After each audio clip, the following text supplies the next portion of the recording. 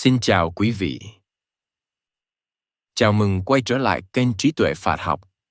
Đây là series Tonglen, Chó và Nhạn.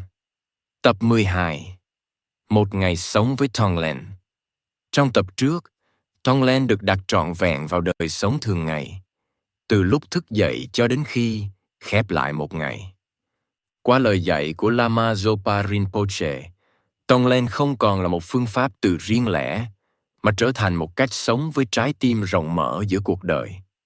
Một ngày sống với Tonglen không bắt đầu bằng quyết tâm phải từ chỗ giới. Nó bắt đầu rất đơn giản, từ lúc người ta vừa mở mắt ra, khi thân còn chưa rời khỏi giường và tâm còn lơ mơ giữa ngủ và thực.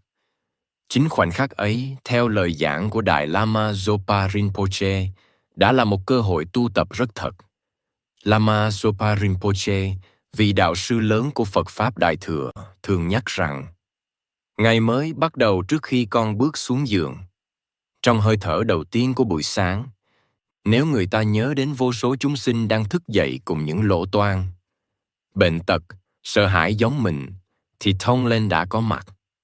Không cần nghi thức, không cần ngồi thẳng, chỉ là một ý niệm rất khẽ.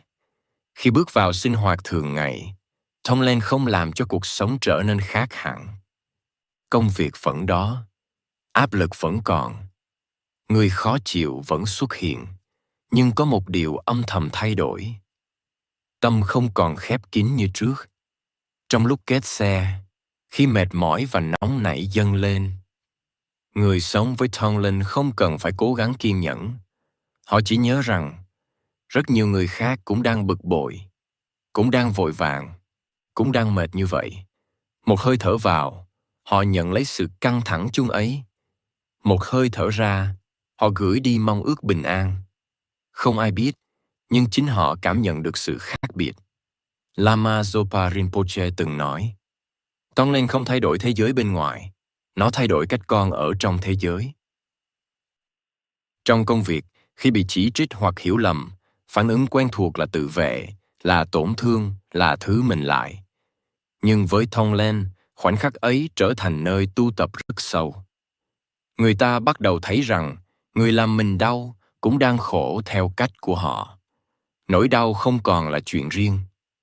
Ngài từng nói, người làm hại con cũng đang bị khổ của họ làm hại. Trong những lúc mệt mỏi, chán nản, người sống với Tonglen không trách mình vì yếu đuối.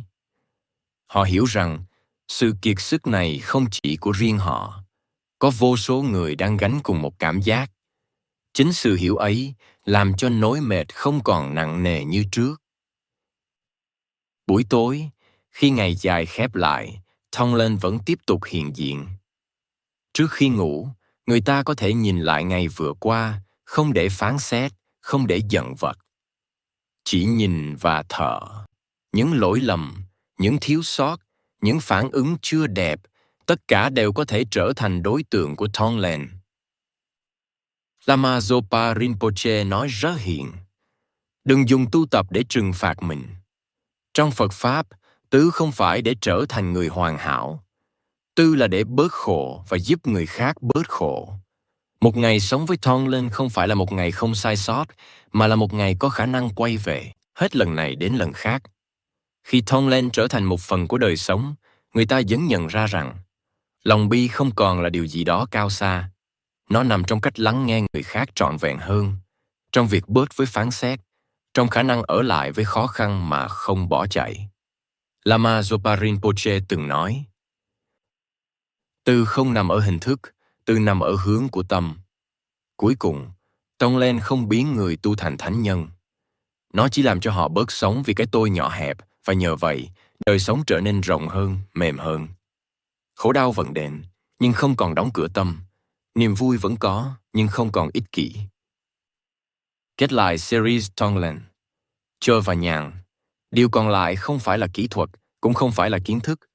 Điều còn lại là một cách sống. Sống với trái tim dám mở ra ngay giữa đời sống nhiều bất an. Và như Đại Lama Zopa Rinpoche đã nhắc nhở rất giản dị, nhưng đủ để theo suốt một đời tu. Chỉ cần hướng tâm đúng, từng ngày sống đều là con đường Bồ Tát. Xin cảm ơn quý vị đã đồng hành cùng kênh Trí Tuệ Phật Học. Xin chúc quý vị luôn mạnh khỏe, an nhiên giữa đời thường. Hãy nhấn like và subscribe kênh để không bỏ lỡ những nội dung hữu ích tiếp theo nhé.